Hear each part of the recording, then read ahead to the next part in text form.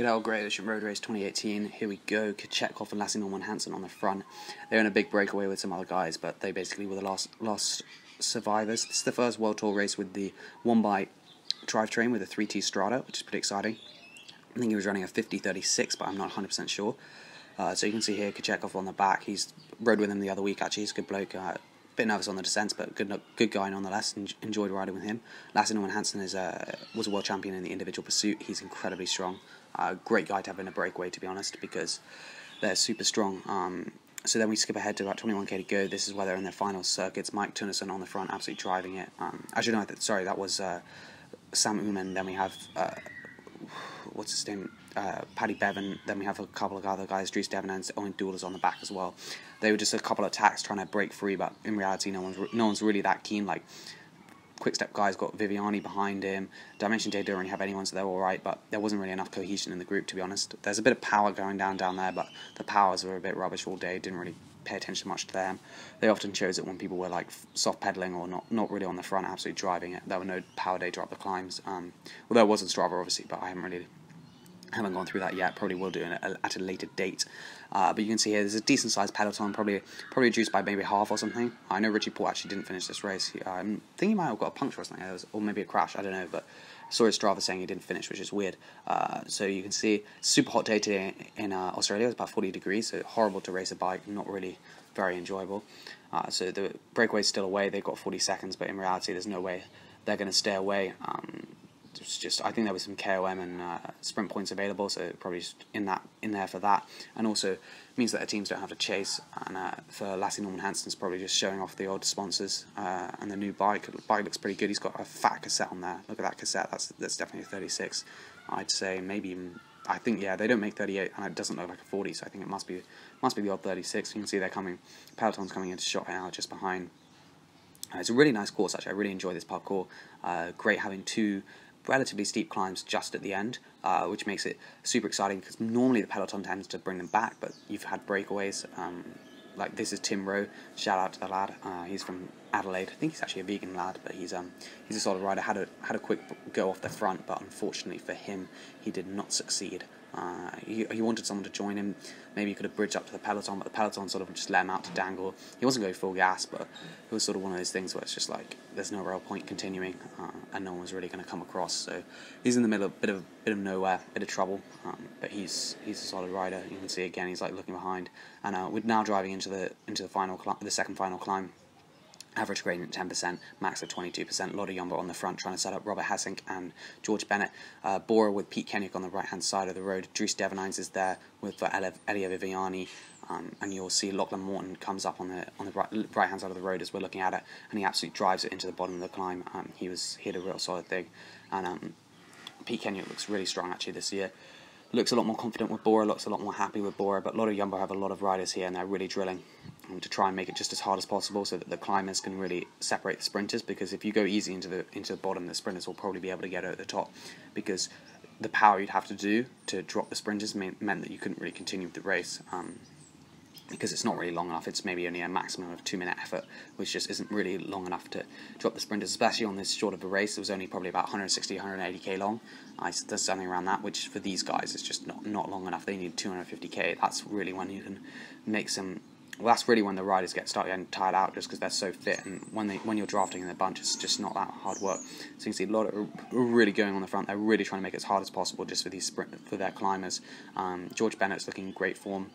He was in the breakaway in the race Melbourne, actually. He was pulling some strong turns, considering he's such a small bloke. I think he's around 58 kilos, 59 kilos, something like that. He's a real lightweight climber. Robert Hessing's a bit heavier, but he's so skinny, Robert Hessing. He's just like crazy. You see the peloton starting to split up a little bit already, but the sprinters like Sam Bennett, Elia Viviani, they're looking in good positioning.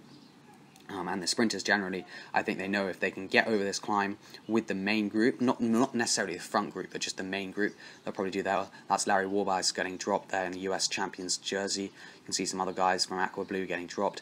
I don't think their gearing really helped, because I don't think they had small enough gears, in my opinion. But I'm probably going to do a video of that if I can find out what that gearing was, because I'm super interested. So you can see Pete Kenyuk is now in third wheel, and he's about to absolutely launch it and really just put the hammer on to try and set up McCarthy, and then if it doesn't work, they still have Sam Bennett. So Bora had a real solid team. You can see Ruben Guerrero in the Portuguese national champions jersey is a bit further back.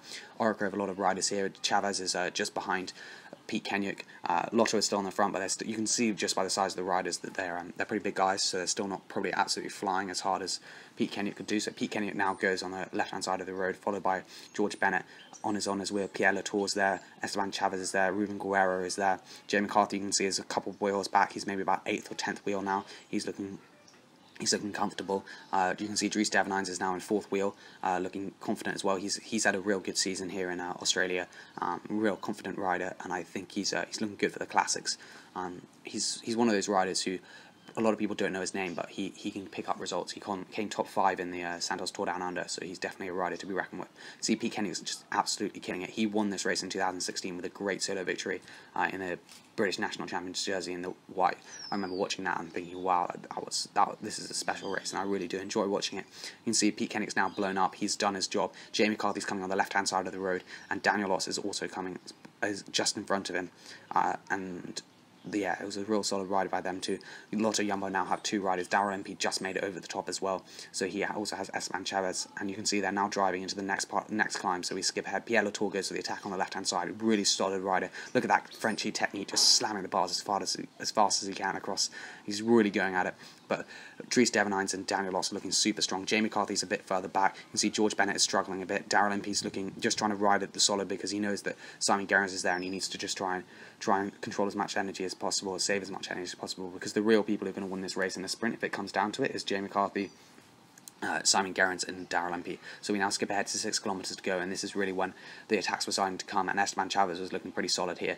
He decided to launch it. Lotto and El Jumbo were basically going 1-2s with Robert Hessing and George Bennett, and they couldn't really get away. I think if Robert Hessing had got away, he would definitely could have done a solid effort, but the problem was that Daniel Oss was just there literally to bring everyone back. So you can see here Esteban Chavez has gone for it with about 3 kilometres to go. Daniel Oss is on the front trying to get it back for Jay McCarthy.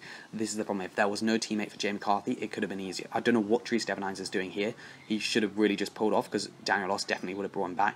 Simon Gerrans is looking solid, but nothing crazy. You can see Darren MP's there just behind, trying to disrupt the chase, but again, they got close enough, but they didn't pull him back, because it's better if you don't necessarily pull Chavez back. And here's the main peloton. You can see a lot of the other riders have come back. Viviani's there. There's a sort of about a 15-metre gap between Chavez and the chase group, and a 15-metre gap again back to the main peloton. And they were just messing around. No one was working, no one was chasing, and the peloton behind. And from this angle, it looks like Chavez might have it done, but you have to remember, when they get to the sprints, they'll be going from, maybe they're going 45, 50 k's an hour at the moment. They'll bring it straight up to 70, and that means that you really do need a massive, maybe 10, 15-second gap going into the last 500 metres. See here, Daniel Oss is now on the front, driving and just bringing it back.